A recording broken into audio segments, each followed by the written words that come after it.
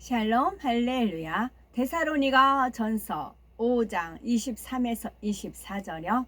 평강의 하나님이 친히 너희를 온전히 거룩하게 하시고 또 너희의 온 영과 혼과 몸이 우리 주 예수 그리스도께서 강림하실 때에 흠없게 보존되기를 원하노라. 너희를 부르신 이는 미쁘시니 그가 또한 이루시리라. 아멘. 제목은 능력입니다. 하나님의 능력을 받으려면 믿음이 있어야 합니다. 이스라엘 백성이 가나안 땅을 정복하는 것은 육적으로는 불가능한 일이었습니다.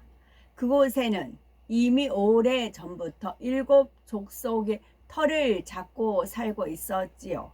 그 땅을 하나님께서 이스라엘 백성에게 주셨다 해도 쉽게 취할 수 없는 상황이었습니다. 하지만 이스라엘 백성은 가나안 땅을 정복했지요. 육으로는 도저히 아니 될 일이 된 것입니다.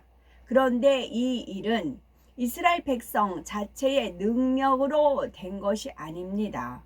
그들과 함께 하신 하나님의 능력으로 되었지요. 그러면 이스라엘 백성은 어떻게 하나님의 크신 능력을 받을 수가 있었을까요? 첫째는 하나님의 능력을 받으려면 믿음이 있어야 합니다. 두 번째로 하나님의 능력을 받으려면 성결되어야 합니다. 세 번째로 하나님의 능력을 받으려면 순종해야 합니다. 첫째, 하나님의 능력을 받으려면 믿음이 있어야 한다 하였죠. 이는 하나님께 대한 믿음이요, 하나님께서 세우신 지도자에 대한 믿음입니다. 바로 가나안 땅을 정복해 들어갔던 출애굽 2세대들은 이런 믿음을 가졌지요. 여호수아가 이르는 말씀을 하나님의 말씀으로 믿었지요. 스스로 성결케 하라 하면 했고 할례하라 하면 했습니다. 그 결과 하나님께서는 범람하던 요단강도 흐름이 멈춰서 마른 땅으로 걸어서 건너게 해주셨고, 견고한 여리고 성도 순간에 무너져서 쉽게 함락하게 해주셨습니다. 이처럼 하나님의 능력을 힘입기 위해서 꼭 필요한 것이 믿음입니다. 하나님을 전적으로 신뢰하며 하나님께서 세우신 지도자도 신뢰해야 하지요. 하나님께서는 하나님을 신뢰하는 사람에게 반드시 능력을 주십니다.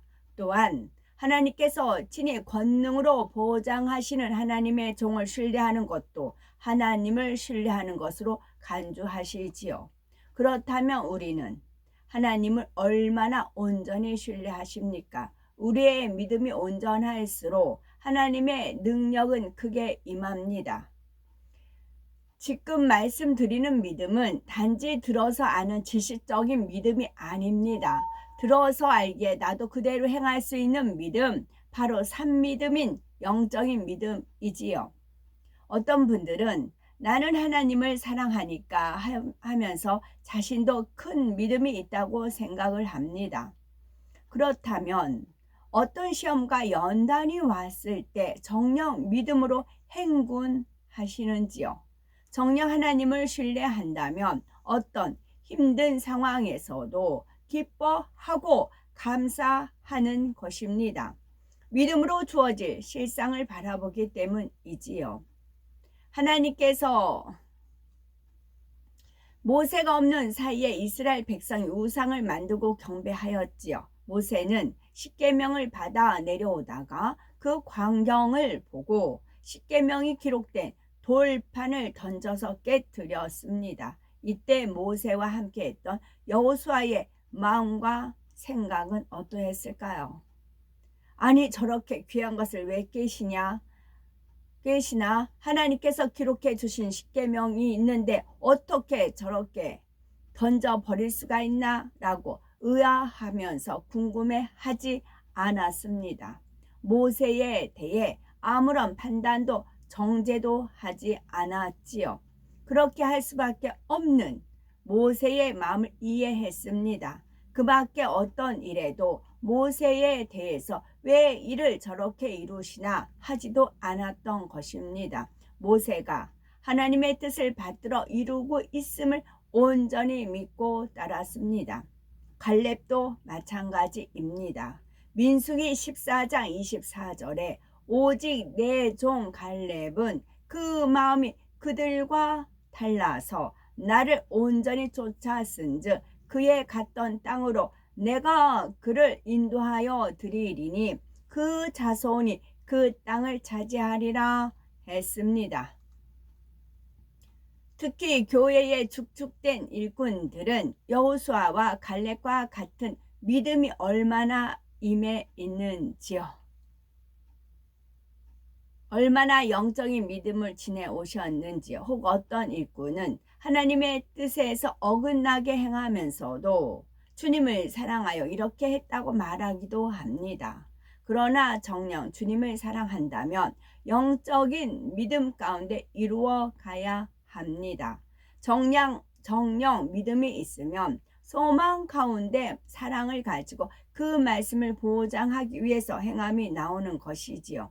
이것을 아버지 하나님께서 믿음으로 보시고 능력을 베풀어 아니 될 것도 되게 해 주시지요. 그러므로 말씀과는 상반되게 행하면서 나는 이렇게 주님을 사랑한다 라고 해서는 아니 되겠고, 온전히 신뢰하지 않는다면 그만큼 사랑도 온전할 수가 없다는 사실입니다. 두 번째, 하나님의 능력을 받으려면 성결되어야 합니다. 능력 있는 일꾼이 되기 위해서는 하나님께서 원하시는 성결의 수준에 반드시 이르러야 합니다. 자신의 마음에 악이 없는 것처럼 보인다고 해도 정녕 악이 없는 것인지 아니면 악이 없는 것처럼 보일 뿐인지 살펴야 합니다. 겉보기에 흠이 없다고 하여서 성결된 것이 아니요, 중심까지 보시는 겉보기에 흠이 없다고 해서 성결된 것이 아니요, 중심까지 보시는 아버지 하나님 앞에 성결됐다 인정받을 수 있어야 하지요. 서로 간에 얼마나 화평했는지, 얼마나 용납해 줬는지, 얼마나 양보해 주었는지 돌아보아야 되는 것입니다. 여호수아와 갈렙은 서로 양보했고 모든 것을 질서를 쫓아 이루었습니다. 여호수아가 머리로 세워졌기에 갈렙은 물러설 때는 물러서 있었지요. 자신도 머리가 되고자 하지 않고 잠잠히 자기 일을 감당했습니다. 또한 어려운 일에도 누구보다 앞장서서 여호수아의 힘이 되어 주었지요. 이러한 여호수아와 갈렙과 비교할 때 나의 마음은 어떠합니까? 얼마큼 상대에게 베풀어 주었으며 섬겨 주었는지요. 섬기는 사람은 자신이 섬김받지 못해도 항상 감사합니다. 보통 사람은 내가 상대에게 하나를 주었는데 상대는 나에게 2개를 주면 너무 감사해 하지요. 그런데 섬기는 사람은 나는 3-4개를 주었는데 상대는 내게 하나만 주어도 감사합니다. 상대가 전혀 주지 않아도 서운하지 않고 감사하는 마음이 바로 섬김의 마음이지요. 만일 머리 되었다 해서 마음이 높아지고 화평을 깬다면 하나님께서 원하시는 성결의 수준의 미달입니다. 주님을 대신 상대에게 불편을 준다면 이도 마찬가지고, 내 의가 앞선 나머지 다른 사람의 말은 들리지도 않고 결과적으로 무시하는 사람이 있다면 이도 아직 성결된 것이 아닙니다. 그런데 성결에 대해서 바르게 정립할 분야가 있습니다. 맺고 끊는 것이 분명한 것만은 성결이 아니라는 것이지요. 빛과 어둠을 구분하여서 나누는 것만이 성결은 아니라는 말입니다. 성결된 사람은 반드시 사랑과 덕이 있기 마련이지요.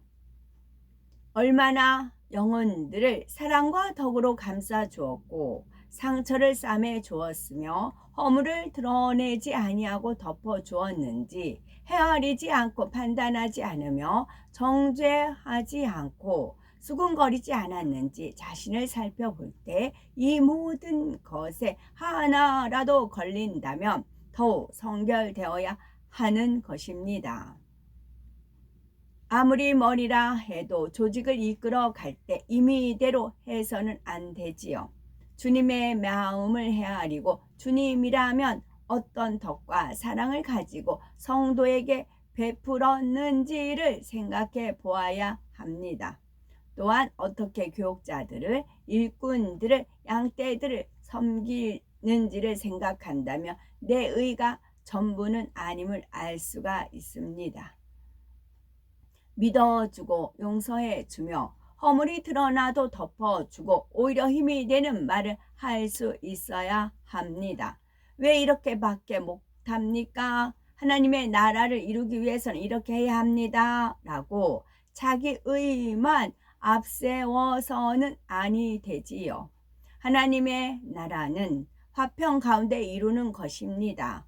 누르거나 억지로 끌고 가는 것이 아님을 꼭 명심해야 되겠죠. 좋은 길을 받고 태어났다고 여기는 분들도 자신의 성결에 대해 깊이 들여다보아야 합니다. 자신은 늘 착한 마음으로 한다고 생각하지만 상대편에서 그리고 객관적으로 볼 때는 아닌 경우도 있을 수가 있기 때문이지요. 하나님께서 원하시는 성결은 먼저 내 안에 있는 모든 것을 다 버리는 것입니다. 그리고 하나님께서 원하시는 것을 가득 채움으로 아버지 하나님의 마음을 상대에게 전달해 주는 것이지요. 하나님의 마음은 의롭고 하나님의 마음은 진실합니다. 그래서 빛과 어둠이 영과 육이 그 앞에서 적나라하게 드러나지요. 그러나 하나님의 마음에는 이것만 있는 것이 아닙니다. 죄인들을 구원하시기 위해서 아들의 목숨을 내어주신 사랑이 있지요. 바로 이러한 사랑으로 모든 것을 덮어줄 수 있는 마음이 될 때 정령 성결됐다 할 수가 있는 것입니다. 그리고 이처럼 성결된 사람에게 하나님께서 능력으로 함께 하심을 우리는 꼭 명심해야 되겠고요. 세 번째, 하나님의 능력을 받으려면 순종해야 합니다. 하나님께서는 순종하는 사람에게 능력을 주십니다. 그런데 자기 의가 있는 사람은 순종하지 않습니다. 어떤 의중을 비췄을 때 어떤 일꾼이 이렇게 하면 더 좋은 이렇게 하겠습니다 하는 경우가 있겠죠.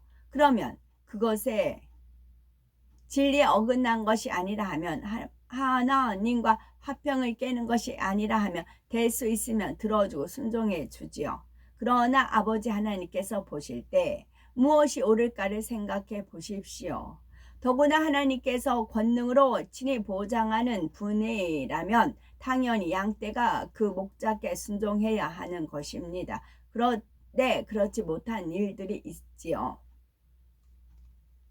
주님의 마음은 한 사람도 마음 상하지 않기를 바라십니다. 그런데 여러 사람을 억압하고 구속하는 일이 있으면 아니 되겠고, 이는 주님의 마음과는 너무 동떨어집니다. 그러니 이는 결과적으로 하나님의 뜻에 순종하는 것이 아니지요. 교회의 부흥도 마찬가지입니다. 주의 종들, 일꾼들, 성도들이 자율적으로 전도하고 신방할 수 있도록 해야 하지요. 물론 정해진 체제 안에서 질서는 지켜야 합니다. 그러나 윗사람의 눈치를 보면서 억지로 한다면 마음에 부담이 될 수가 있지요. 입술로 내지는 않았다 해도 그것이 마음에 쌓이지요. 그러면 온전한 화평을 이룰 수 없으므로 부흥의 열매도 그만큼 덜 맺히는 것입니다. 따라서 머리된 일꾼들은 기도하여서 선한 지혜를 받아야 합니다. 모든 일꾼이 기쁘고 즐겁게 일함으로 생명을 살리는 역사가 왕성하게 일어나도록 해야 하지요. 머리된 일꾼들이 이렇게 하고자 하면 하나님께서는 반드시 지혜와 능력을 주십니다. 하나님께서 쓰시는 능력자라면 하나님께서 원하시는 수준의 믿음과 성결과 순종을 이루어야 합니다. 믿음과 성결과 순종. 내가 생각하는 믿음, 내가 생각하는 성결, 내가 생각하는 순종이 아니고 오직 하나님께서 인정하시는 믿음, 오직 하나님께서 인정하시는 성결, 오직 하나님께서 인정하시는 순종이 이루어져야 하는 것입니다. 마지막이 가까울수록 더 크고 굵직한 일들이 이루어 가지요. 그러므로 굳건한 믿음을 가진 일꾼, 성결한 그릇을 준비한 일꾼, 오직 순종하는 일꾼이 필요합니다. 많은 분이 이러한 능력자로 나와서 마지막 때에 하나님의 섭리를 함께 이룰 수 있는 복된 우리가 되어야 되겠죠. 아멘.